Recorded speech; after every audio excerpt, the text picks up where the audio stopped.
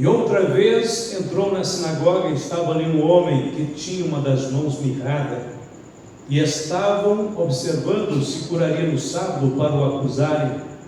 E disse ao homem que tinha a mão mirrada: levanta-te e vem para o meio. E perguntou-lhes: é lícito no sábado fazer bem ou fazer mal, salvar a vida ou matar? E eles calaram-se. E olhando para eles em redor com indignação, condoendo-se da dureza do seu coração, disse ao homem: estende a tua mão. E ele a estendeu, e foi-lhe restituída a sua mão, sã como a outra. E tendo saído os fariseus, tomaram logo conselho com os herodianos contra ele, procurando ver como o matariam. Vamos orar mais um pouco, mais uma vez. Eterno Pai Celestial, te adoramos por Jesus. Estamos na tua presença. Acabamos de ler, Senhor, o relato dos teus feitos miraculosos, gloriosos, que o Senhor tem feito no decorrer da história para todos os que sofrem, padecem, precisam da tua intervenção. Abençoe que esta palavra, a palavra do Senhor, ecoe fortemente no coração de todos que necessitam e padecem e esperam o milagre da tua parte, em nome de Jesus, amém. Glória a Deus. Imagine os irmãos, um culto na sinagoga aonde Jesus estava. Imagine aquele sábado que o Senhor entrou naquela casa de oração. Aquelas sinagogas eram casas de oração que estavam espalhadas por Israel desde a época do cativeiro, quando o templo foi destruído. Adotou-se o hábito de construir sinagogas, tanto em Israel como fora de Israel. Então, as sinagogas eram literalmente lugares de oração, de pregação da palavra, como hoje são os templos que nós usamos também. Mas imagine os irmãos, o Senhor presente neste dia na sinagoga. Deixa eu voltar atrás para entendermos o que vai acontecer na sinagoga onde Jesus está. Primeiramente, Israel foi uma nação que Deus gerou ela, trouxe ela à luz, sob muitos milagres, grandiosos milagres. Quando Israel sai do Egito, que é ali que a nação vem à luz, é ali que as tribos nômades de Israel, os patriarcas, é ali que eles são notadamente constituídos como uma nação. Quando Deus tira aquele povo do Egito, a Bíblia diz lá no Salmo 105 que Deus enviou Moisés com grandes prodígios de milagres e maravilhas. Foram quase um ano, aquelas pragas sendo derramadas, Moisés dando ordem de comando pela palavra de Deus, para que os céus fechassem, para que as águas se tornassem sangue, para que os insetos invadissem o Egito, e Faraó resistindo a Deus, mas sob um intenso mover de milagres, grandes milagres. Quando Deus tira Israel do Egito, lá no Salmo 105 ainda, no versos 37, diz que Deus tirou toda a nação, todo o povo hebreu, todos os filhos de Israel do Egito. A Bíblia diz que não havia entre eles um só enfermo, não havia, nem um só. É claro que em qualquer sociedade, lá era quase 2 milhões de pessoas, contando crianças, mulheres e todos, eram quase 2 milhões. Em qualquer uma sociedade, qualquer uma cidade aí de 50 mil habitantes, 30 mil habitantes, nós vamos dizer, sem dúvida de errar, que há dezenas, por que não dizer centenas de enfermos. Com certeza, entre os hebreus, haviam enfermos antes, mas quando Deus proclamou o milagre da libertação de Israel, o Senhor curou todos e tirou todos totalmente são do Egito. Numa certa tradução da Bíblia, diz que não havia entre eles nenhuma pessoa com defeitos, manquejando, pessoas com problemas. As traduções vão trazendo palavras diferentes. Numa delas diz assim: estavam todos fortes e totalmente cheios de força, de vigor. Milagre, tremendo milagre.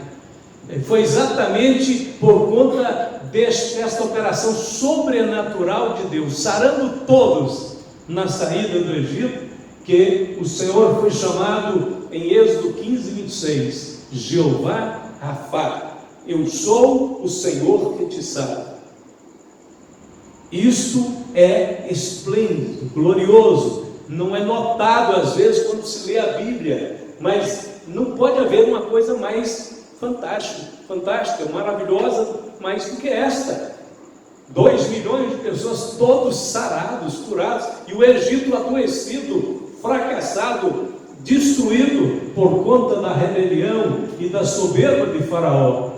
Que diferença! A Bíblia diz então que o Senhor tira aquele povo com esta vitalidade. Claro, mais à frente muitos vão ensoberbecer, entregar-se à murmuração, duvidar de Deus, e doenças voltarão a afligir aquele povo. Mas, na realidade, eles foram todos curados na saída do Egito. Israel foi conduzido pela mão de Deus pelo deserto, com outros grandes milagres, além da cura inicial espantosa na saída. A Bíblia diz que logo que eles saem sob o comando de Deus, na liderança de Moisés, uma nuvem sobrenatural vem sobre toda aquela nação que vai caminhar pelo deserto, e aquela nuvem não permitia que o sol escaldante do deserto queimasse as criancinhas, os velhos, os anciãos que estavam no meio da congregação. Aquela nuvem servia de proteção e dava direção para eles caminharem. Quando chegava a noite, no deserto é assim: se de dia a temperatura vai a 50 graus, na noite ela abaixa de zero. É uma oscilação totalmente irregular. E é por isso que os nômades, por isso que os beduínos vestem as túnicas que cobrem o corpo inteiro, que cobrem a cabeça, que vai até os pés, e aquilo eles vestem e usam o tempo todo, porque durante o dia para proteger do sol escaldante, das queimaduras, e à noite para trazer um pouquinho de aconchego e conforto por causa do frio tremendo. Mas Deus providenciou uma espécie de um lugar climatizado para eles andar no deserto, de noite e de dia. De noite a nuvem se transformava numa coluna de fogo, né? Eu expliquei o detalhe. A nuvem de dia e a coluna de fogo de noite. E assim o milagre continuou por 40 anos. Mas não foi só isso. Eles passaram logo imediatamente ter necessidade de alimento. Deus começou a mandar pão do céu, e aí chovia milagrosamente um alimento nutritivo preparado pelo Senhor para eles comerem. Depois precisavam de beber água, mas não tem água no deserto, mas tem a rocha. O Senhor fez uma rocha manar água e seguir Israel. A Bíblia diz que a pedra os seguia, dando água para eles o tempo todo. Então, milagres extraordinários. Para não dizer os milagres que nem relatamos, que foi a entrega da lei no Monte Sinai, onde o monte tremia, fumegava, sonido de trombetas, uma convenção de miríades de anjos desceu sobre o monte, a glória de Deus encheu aquela terra. Aquele povo tinha então um histórico, um somatório de experiências com milagres tão grande, que qualquer pessoa podia dizer: este povo não pode nunca descrer de milagres. Este povo não tem o direito de rejeitar milagres, porque eles nasceram sob milagres. A nação de Israel nasceu debaixo de obras poderosas, prodigiosas, grandiosas. Mas nós estamos agora na sinagoga lá de Israel, e as coisas foram sucedendo no decorrer da história. Passou-se Moisés, o operador de prodígios e milagres, a nuvem, a glória, entraram em Canaã, mas mesmo assim Deus continuou levantando profetas como Elias e Eliseu, homens dotados do espírito de autoridade e poder, que oravam e o céu se fechava, oravam e voltava a chover, oravam e pedia fogo para descer do céu, o fogo descer do céu, ressuscitava mortos, multiplicava o azeite e a farinha. Eram homens, profetas poderosos em milagres, em operações gloriosas.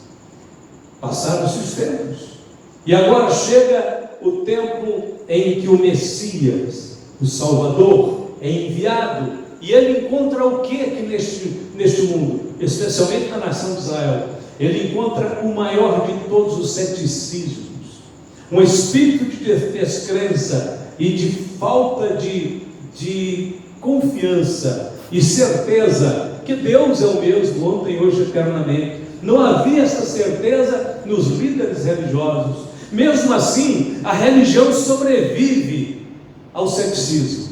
Ela se envolve, se embrulha com o ceticismo e continua sobrevivendo entre os homens, porque a religião é muito humana. Quando a gente fala de religiosidade, ela é muito humana, ela é artifício humano para criar uma ideia falsa de relacionamento com Deus. Só isso que a religião é. Então a religião judaica não cria, não aceitava mais os milagres grandiosos de Deus. E olha, naqueles dias já havia uma notícia espalhada por todos os lugares da Judéia, Samaria, em todos os recantos, em toda a Galileia, de que um homem, um poderoso profeta tinha se levantado entre eles. Nós sabemos que ele era muito mais do que um profeta, mas eles acreditavam como se fosse um grande profeta, e já estava divulgado por toda parte, por todos os recantos, que aonde Jesus Cristo, aonde Jesus de Nazaré chegava, havia grandes milagres. Os milagres estavam proliferando, as multidões continuavam fluindo, as pessoas queriam estar perto de Jesus. Logo eles descobriram que não precisava nada mais, nada menos do que tocar nele. Alguns às vezes nem tocava, nem Jesus nem via, mas se tocasse nele era curado. O seu mover, o seu movimento, o seu gesto era suficiente para produzir esperança aos mais necessitados. E o Senhor estava fazendo maravilha, estava retornando naqueles dias para Israel uma nova onda de milagres, como no começo, como na época de Moisés, e é claro que iria sobrepor, iria muito mais além. E então o homem dos milagres vai à sinagoga. O que ele encontra na sinagoga? Exatamente o que nós falamos: uma religiosidade cética e afastada de tudo que era bom, tudo que era grande que Deus já tinha feito para aquele povo. Jesus vai à sinagoga e encontra habitualmente, ritualmente, a coisa funcionando. É por isso que eu disse, a religião ela sobrevive com seu ceticismo, com sua descrença, até com seu cinismo, com sua hipocrisia. Ela sobrevive e fica por aí, vai levando e vai arrastando com ela multidões ainda, mas ela não traz nada para a vida do homem, ela não ajuda o homem em nada, pelo contrário, o acomoda em uma condição de fracasso, de tristeza, de perdas. O Senhor Jesus não veio para acomodar nenhum de nós em uma situação que não agrade a Deus. Jesus é a plenitude daquele que nos coloca dentro da vontade de Deus, no centro do querer de Deus, e não permite que nós sejamos guiados por ritualismo, mas pelo Espírito de Deus. A fé em Jesus Cristo é uma fé que tem poder para mexer com as estruturas do ser humano. Então o Senhor Jesus encontra ali um Israel, representado na sua religiosidade, que tinha desacostumado de milagres. Desacostumado tanto que para eles milagres podia ser até uma espécie de ofensa. porque eles determinavam que alguns dias, como por exemplo o sábado, não era dia de fazer milagres, de receber milagres, o que era completamente inconcebível na mente de Deus e na mente de Jesus Cristo, porque para eles o milagre, para Deus Pai e Deus Filho, os seus milagres é o socorro, é a providência, é Deus vindo de encontro ao carente, ao necessitado, ao que está aflito, e não escolhe dia nem hora para a pessoa chorar, sofrer, mas também Deus não escolhe dia nem hora para vir e trazer um livramento. Eu não quero saber se está de dia, se está à noite, se é sábado, se é domingo. Ele não quer saber se está dentro da hora do culto ou fora da hora do culto. O Senhor vem ao encontro do necessitado, sempre quando se clama a Ele. Irmãos, nós temos que ter muito cuidado quando nós deparamos com essa lição aqui, porque nós não podemos nos desacostumar dos milagres. Se os milagres diminuem, nós temos que levantar um clamor ainda mais forte, dizendo: Deus habita no meio do seu povo. Um dos grandes sinais de que Deus estava presente no meio do seu povo era a manifestação sobrenatural de Deus fazendo milagres. Glória a Deus, aleluia. E esse povo desacostumou tanto que eles estavam armados para rejeitar o milagre. E o Senhor Jesus sabia muito bem disso, que ele estava lidando com uma situação muito grave, porque tratava-se daquilo que a Bíblia chama de apostasia, afastar-se da verdade e ficar apegado apenas em formalidades religiosas. Então eu digo a todos os irmãos: não desacostume de milagre. Não importa se o último milagre que você recebeu já fazem 10 anos. Renova hoje a sua fé, a sua confiança e o seu entusiasmo com Deus que faz milagres, o Deus que opera maravilhas, o Deus que pode nos ajudar. Você fala: pastor, estou esperando milagre tem 5 anos, tem 10 anos. Pois bem, renova hoje, porque pode ser hoje o seu dia do seu milagre. Renova a sua fé. Diga: é verdade, pastor, o Senhor cura mesmo, o Senhor pode mesmo, o Senhor é o mesmo ontem, hoje, eternamente. Irmãos, o Senhor Jesus, Deus nos prova que os milagres nunca deixariam de operar, de agir, de acontecer, porque Ele disse assim: farão as obras que eu faço, e ainda farão maiores do que estas, porque vou para o meu Pai. Ele referiu-se à vinda do Espírito Santo, o Espírito de autoridade, de poder, de virtude. Quando ele entrou na sinagoga de Nazaré, ele diz: o Espírito do Senhor está sobre mim, pois me ungiu para curar, para libertar, para soltar presos, para pregar o Evangelho e ressuscitar mortos. Então o Espírito de Deus veio. Era o Espírito do Messias milagroso que ele proclamava que ia enviar. Aquele mesmo Espírito que ele disse: está sobre mim, me ungiu para curar, para libertar. Então nós estamos na era do Espírito. Jesus diz: farão as obras que eu faço e farão maiores ainda. Então a Bíblia diz que quando Jesus chega na sinagoga, entra ali, o culto está em movimento. A Bíblia diz: estava ali um homem que tinha uma das mãos mirrada. Lucas, no capítulo 6 de Lucas, explica que a mão mirrada daquele homem era a mão direita. Dá mais um detalhe: com certeza a mão mais necessária para o trabalhador ganhar o seu pão de cada dia, já que naquele tempo os trabalhos, os serviços eram todos braçais. Então aquele homem tinha uma grande necessidade que a sua mão não lhe era capaz de fazer, de ganhar o pão de cada dia com ela. Mão mirrada. Numa outra tradução, no outro evangelho, fala ressicada. O que é que tinha Israel naqueles dias? Naqueles dias de Israel, este homem, a situação dele, triste, deprimente, na realidade ilustrava a religiosidade de Israel ressicada. O que é que as sinagogas eram? Igrejas ressicadas. Igrejas que já nem usavam mais crer em milagres, já tinham se acostumado a crer em milagres. Ele representava aquele homem ali sem saber, né? Ele na realidade representava todo aquele contexto religioso que tinha se perdido, que tinha ficado para trás lá nos tempos de Moisés, de Elias e de Eliseu e dos profetas. O Senhor Jesus estava pregando naqueles dias e fazendo renascer outra vez no coração daquele povo a esperança da cura, a esperança da libertação, a esperança do céu, a esperança da vida eterna. O Senhor veio completo, Ele veio para tratar o homem no seu físico, no seu emocional, no seu espírito. Então o Senhor estava fazendo tudo isso, e ali a Bíblia diz que eles estavam observando Jesus. O que eles estavam observando? Diz: bem, Ele é um operador de milagres, mas nós temos que vigiar Ele para ver se ele se move em direção a fazer alguma cura aqui dentro. Eles estavam vigiando Jesus para não deixá-lo curar, observando se curaria no sábado, para o acusarem.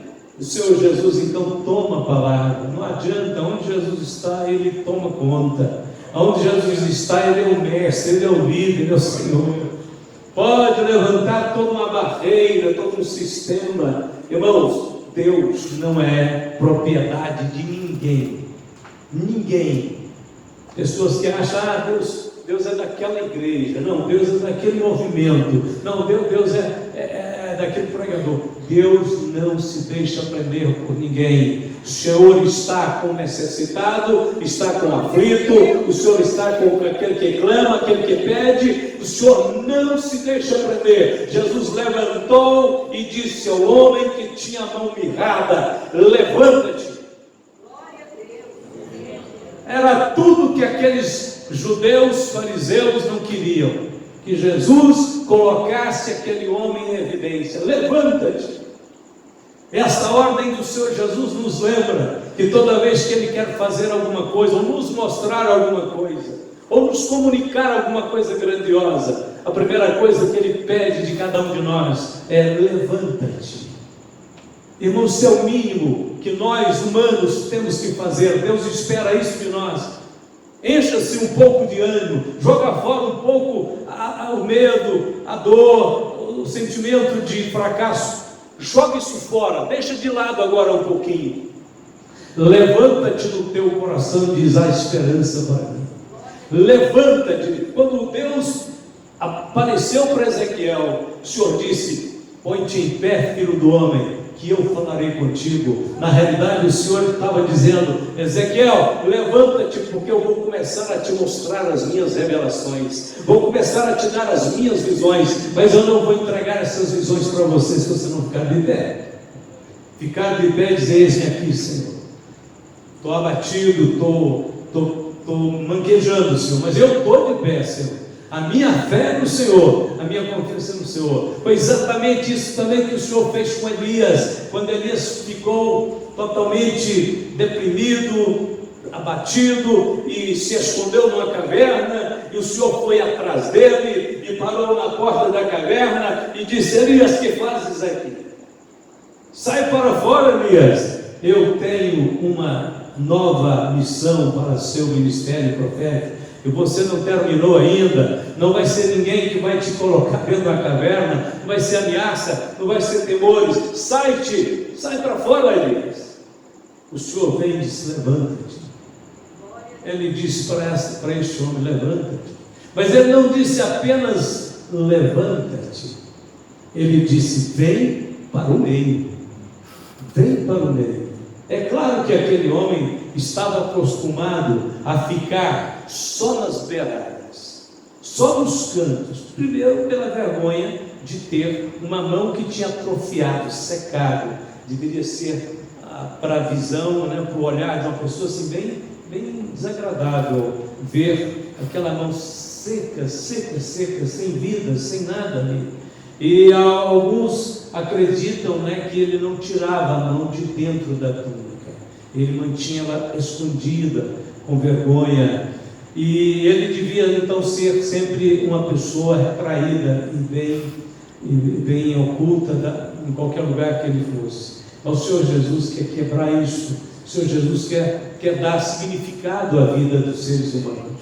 O Senhor quer remover essas coisas que às vezes nos oprimem, que nos deixam complexados, abatidos, humilhados. O Senhor quer remover isso, o Senhor quer tocar nisso e mudar isso. Eu creio piamente que o Senhor quer que seus filhos andem de cabeça erguida, não com orgulho, não com vaidade, mas sabendo que são filhos de Deus, que há uma esperança sempre brilhante em nossa frente, há sempre uma resposta, por qualquer que seja o problema que levante, Deus já tem uma solução, a porta já está preparada, você não vai ficar com esse negócio aí carregando ele sempre, não. O Senhor já preparou para você o livramento e a vitória.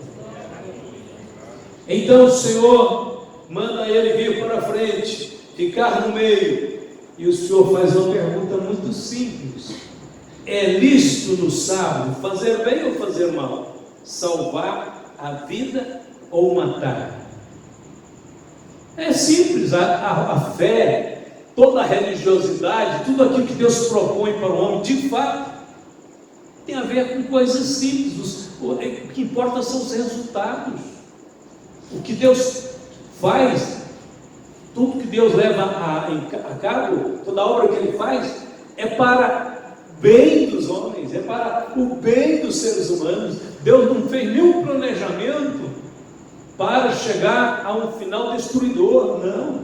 É por isso que nós cremos que, na realidade, embora haverá muito juízo sobre esse mundo impenitente, haverá muito tratamento duro de Deus sobre este mundo que rejeita a palavra de Deus, que zomba de Deus, que blasfema de Deus, mas o mundo não vai terminar destruído, não. João disse: eu vi um novo céu e uma nova terra. Deus vai fazer tudo novo, não vai terminar em frangalhos, em destruição, em fumaça, em poeira, igual esses filmes que a gente vê, né, de catástrofes, o dia seguinte, etc. Não, vai terminar com muita luz, com muita cor, com muita música, com muita alegria, com muita comemoração, com mesas cheias de comida, e os filhos de Deus se abraçando, e o Senhor Deus sendo glorificado. Vai terminar com regozijo, o brado da vitória vai ecoar em todo o universo.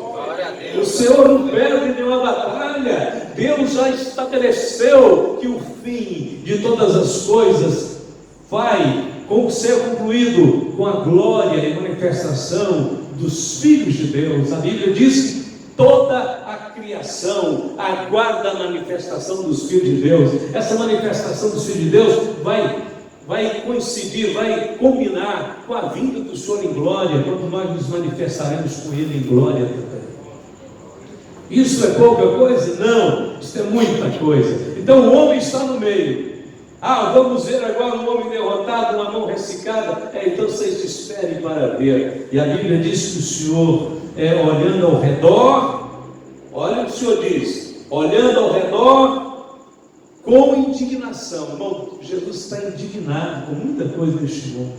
Tem gente que vê Jesus só paz e amor. Não, Jesus é paz e amor mesmo. Só que Jesus também é justiça. Jesus também é a verdade. Não fica nada oculto. Não tem nenhum espírito rebelde que se levante, que se arme contra a verdade, contra a pureza, contra a justiça, que fique em pé, não. O Senhor olhando ao redor com indignação. Existe um limite em que a nossa espiritualidade tem que ser compreendida à luz desses textos. Não é porque você é crente que você baixou a cabeça e diz: não, eu sou crente, eu não posso julgar, não posso falar nada, eu não posso repreender, eu não posso, porque eu tenho que ser caladinho, eu sou uma ovelha. Irmãos, a Bíblia diz que Jesus indignou-se. Depois a Bíblia diz que Paulo fervia no espírito quando entrou em Atenas e viu a cidade inteira entregue à idolatria. Algumas coisas deste mundo têm que indignar você e a mim. Tem muita coisa deste mundo que tem que nos indignar. Nós não vamos sair, não vamos pegar em armas, não vamos atacar ninguém, não vamos fazer rebelião, não vamos fazer quebra-quebra, mas nós devemos e precisamos nos indignar ao ver tudo quanto foge ao plano de Deus, tudo que fere a santidade de Deus, tudo que agride a vontade do Senhor. Tudo isso tem que fazer você ficar indignado. A gente tem que ficar indignado com estas mídias depravadas que estão por aí, com essas redes de televisão corrompida, totalmente corrompida, tentando desconstruir a família, tentando doutrinar nossas crianças de forma errada. Nós temos que ficar indignado, porque não é porque somos crentes que temos sangue de barata. Pelo contrário, o sangue de Jesus Cristo está sobre a nossa vida. Este sangue nos faz ver claramente o que é de Deus e o que não é. Ele faz distinguir essas coisas. O Senhor estava indignado, e ainda a Bíblia diz que ele, condoendo-se, entre a indignação e o sentimento de: oh, por que vocês são tão duros do coração? Por que vocês são tão ruins? Vocês são os piores inimigos de vocês mesmos. O Senhor estava presente, o príncipe da vida estava ali, e eles estavam perdendo a visitação de Deus, a glória de Deus presente naqueles dias. Eles estavam deixando ela passar, aliás, nem deixando passar, né? Já pensando em matá-lo, destruí-lo. Por quê? Porque ele era o homem dos milagres, das maravilhas, e não adiantava o ciúme, a inveja. Eles tinham era que ceder e dizer: tu és o Senhor, nós nos rendemos a Ti, o Senhor é realmente o Salvador, vieste para nos salvar, nos perdoar, nos ajudar. A Bíblia diz então que o Senhor, condoendo-se da doença do seu coração, disse ao homem. Antes de lermos o que ele disse ao homem aqui, vamos lembrar o que está predito na Bíblia que vai acontecer no reino do Messias. Salmo 35, aliás, Isaías 35. Isaías 35 é uma profecia sobre o Messias. Aliás, os judeus deviam ter lido isso aqui muitas vezes, devem ter até decorado, devem ter citado isso na sinagoga muitas vezes, dizendo: olha, o Messias, quando ele vier, vai acontecer isso, vai acontecer aquilo, vai ser maravilhoso, vai ser glorioso. Mas aí o Messias chega e eles esquecem. O que está escrito? O deserto e os lugares secos se alegrarão disso, e o ermo exultará e florescerá como a rosa. Quando o Messias viesse, ele transformaria o deserto em um jardim. Abundantemente florescerá e também regurgitará de alegria, exultará a glória do Líbano. A glória do Líbano se lhe deu, a excelência do Carmelo e Saron. Eles verão a glória do Senhor e a excelência do nosso Deus. Olha, essa profecia aqui será mais ampla e completa, o cumprimento dela no milênio. Mas já chegamos lá. Só que ela começa a cumprir no ministério terreno de Jesus. Olha o que está escrito: confortai as mãos fracas e fortalecei os joelhos trementes.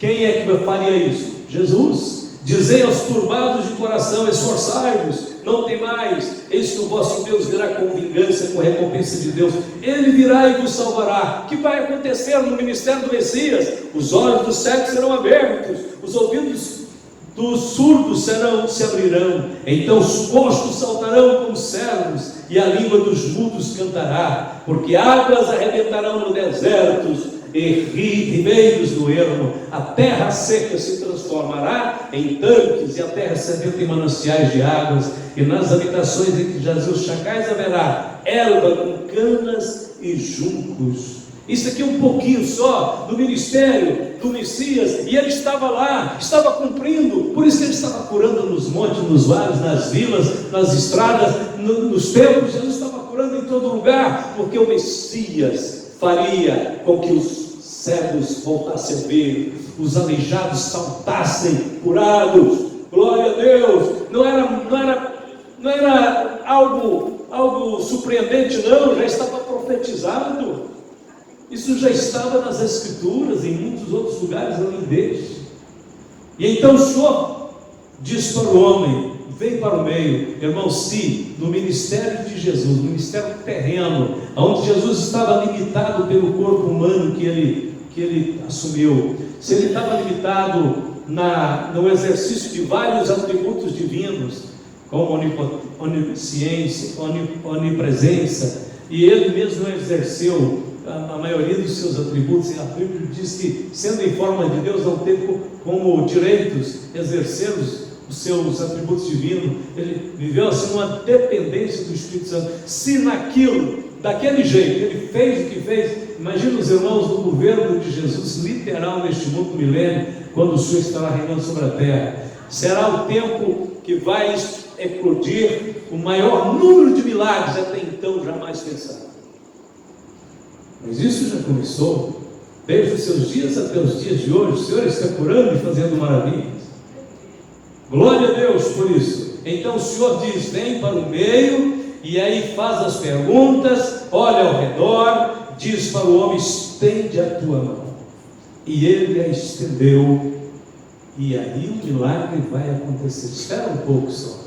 Tem um tempo em que essa mão sai de dentro da túnica oculta, porque era uma mãozinha assim muito feia, muito machucada por uma doença, por um acidente. A Bíblia não fala do que foi um problema que fez com que aquela mão ficasse completamente inutilizada, e o Senhor disse: olhe para ela. Irmão, Jesus quer que nós tenhamos uma visão clara do antes e do depois, antes de Cristo e depois de Cristo, antes do milagre e depois do milagre, antes do novo nascimento e depois do novo nascimento, antes da perda e agora com a plenitude da reconciliação. E o Senhor disse: estende a tua mão. O que estava ressecado ali não era só uma mão. Estava ressecado, era uma religião inteira, era uma nação inteira, era corações, era almas ressecadas, era sonhos destruídos, era uma nação perdida no tempo e no espaço, porque deixaram de entender o espírito da lei, da revelação do Senhor. Então ali estava aquela mão, quando o Senhor manda ele estender, e a Bíblia diz que milagrosamente, quando ele estende a mão obedecendo a Cristo, porque certamente foi para aquele homem um sacrifício, em que ele com certeza ficou muito triste, envergonhado, sentido, mas disse: ele está mandando, eu obedeço, seja o que Deus quiser, aqui está a minha mão, vocês podem ver que é isso mesmo que eu sou, é isso mesmo que eu tenho, eu não tenho nada para apresentar, eu não tenho nada para demonstrar, é isso que eu sou, é isso que eu tenho. Irmãos, quando o homem permite que Deus comande a sua vida, e que ele está disposto a dizer: é exatamente isso que eu sou como essa mão mesmo, eu sou isso aqui mesmo, eu não sou nada mais, nada menos do que isso, o Senhor está pronto para fazer o milagre. Não esconda os seus defeitos, não esconda os seus erros, coloque eles na presença de Deus, diga: Deus, faz um milagre, eu sou esta mulher, eu sou este homem, o Senhor conhece exatamente desse jeito, e eu quero, Senhor, um milagre da tua parte, eu preciso da intervenção do Senhor. E ali naquele momento, o Senhor demonstra, ao restaurar literalmente, completamente aquela mão. Que lindo, que coisa maravilhosa, aquela mão estava ressecada, magra, destruída, e de repente ela se enche, muito cheia de vida, pujante, forte, e em poucos segundos, em alguns, talvez menos de segundos, lá estava uma mão restaurada. Jesus estava dizendo: eu posso restaurar o homem ressecado, a alma ressecada, eu posso levantar o homem da sepultura, eu posso fazer tudo novo. Jesus Cristo estava mostrando que Ele era aquele que tinha o poder da restauração, aonde a morte imperava, aonde a sequidão imperava. Ele podia fazer tudo novo. E a Bíblia diz o seguinte: e ele estendeu a sua mão, e ela foi restituída, e sã como a outra. E tendo saído os fariseus, tomaram logo conselho com os herodianos contra ele, procurando ver como matariam. Não foi suficiente, o milagre foi evidente, mas quando uma pessoa não quer crer, você não tem quase mais nada a fazer. O homem precisa dizer para Deus: Senhor, eu tenho dificuldades para crer, mas eu quero crer. Porque se ele disser: eu não quero crer, não adianta mostrar para ele nenhuma evidência. Não adianta argumentar, não adianta mostrar os fatos, a história, tudo que nós fizemos com uma pessoa de coração endurecida, de coração que rejeita a verdade, não adianta, ele vai dizer não. E ao invés deles ficarem felizes com aquele homem com a mão curada e com aquele que tinha operado seus milagres, eles ficaram ainda muito mais enraivecidos a ponto já de tramar sua morte. Isso significa que o mundo diante de Jesus se divide entre aqueles que estão prontos para receber o milagre, estão prontos, querem ter uma experiência com Deus, e aqueles que decidiram que vão rejeitar a Jesus, que vão rejeitar a Deus.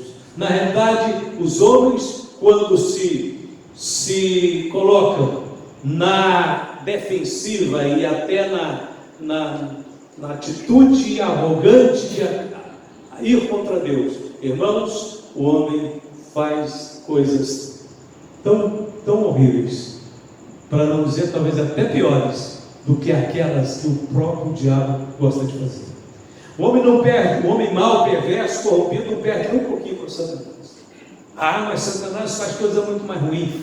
Vai comparar essas obras, você vai ver. Há pessoas que deitam e levantam maquinando mal, pensando de fazer coisa ruim, pensando em prejudicar o seu próximo, roubar, matar, destruir, traficar, matar. Irmãos, há pessoas, nós falamos aqui, poucos dias atrás, sobre, quando falamos das crianças, e eu dei aqueles relatórios, misericórdia, pega uma criancinha de 2 anos, 3 anos de idade, o que você pode pensar de fazer mal com uma criancinha desse, inocente, indefesa desse jeito? Pois é, tem seres humanos que maquinam mal contra elas e levam a cabo, maquinam toda a espécie de males, inclusive até de matá-las.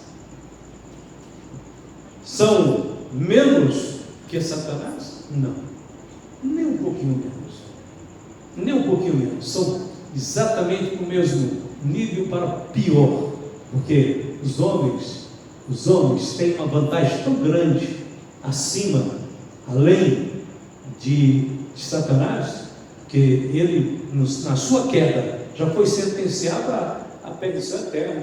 Os homens não, os homens caíram, mas ficaram com a oportunidade da redenção, de buscar o perdão, da reconciliação, e tendo tudo isso na mão, faz tudo contra.